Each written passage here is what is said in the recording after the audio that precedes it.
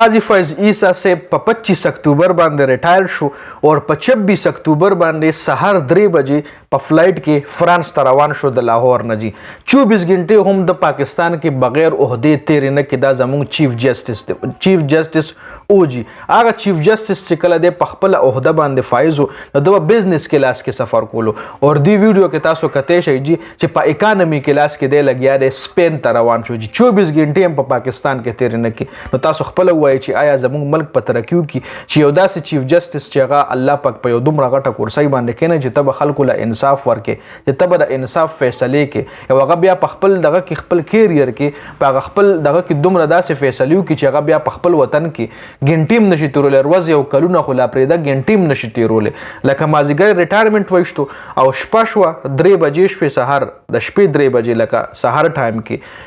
3 بجې د سپین ته روان شو 24 غنټې هم د پاکستان کې تیرې نه کی یو د چې چاله سہولت ورکړو نواز شریف صاحب جی هغه هم پاکستان ته چې کله د چیف جسټس شو پاکستان ته راغو او د چې کله عہده ختم شو د چې ټایم ختم شو هغه هم لندن ته واپس لاړو جی اوس تاسو خپل وای چې د نواز شریف چا سات ورکړي نو آیا هغه د پاکستان خیرخوا دی د نواز شریف سره چا خېګړه کړي دی نواز شریف له چا اوټ ورکړي په اسمبلی کې د نواز شریف سره چا ناسته پاسته کړي نو تاسو مال خپل په کمنټ کې وای چې آیا هغه د پاکستان خیرخوا دی که هغه د پاکستان غدار دی آیا هغه د پاکستان عوامو سره خېګړه وکړه که هغه د پاکستان عوامو سره غټه غداري وکړه او پاکستان سره زیاتې وکړو ظلم وکړو خو موږ دا سوچ نه کوو چې موږ له هر څه ښکاري چې دا سړی ملک سره په فیور کې نه د ملک په فیور کې نه دی دی صرف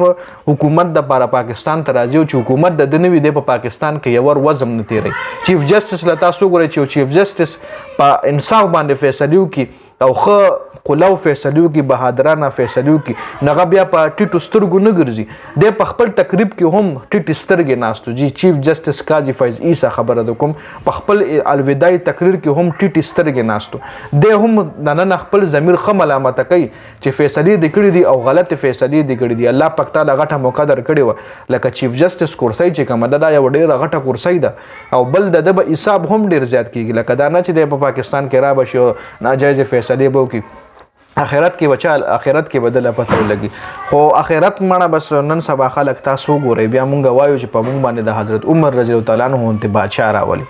نو په مونږ باندې زموږ د اعمال مطابق خلک هم الله پاک مسلط کوي جی ډېر افسوس خبره ده دا ویډیو را لملو شو ما تاسو سره مشریه کوم چې دا زموږ د پاکستان قاضي فیض عیسی جی چې دومره غټ اختیارات الله پاک دله ورکړي او د پی ټی آی سره چې کوم ګوره پی ټی آی نه د بیٹ نه خوښتا الیکشن نه دستبردار کول چې د الیکشن هم نشي لړاولې هغه آزاد امیدواران ټول درې د لوغي آزاد الیکشنو غټلو به ته مخصوص نسشتونه وایسته به 63 ا قانون چې کوم دی د یو سړی ګیرولو د پاره حکومت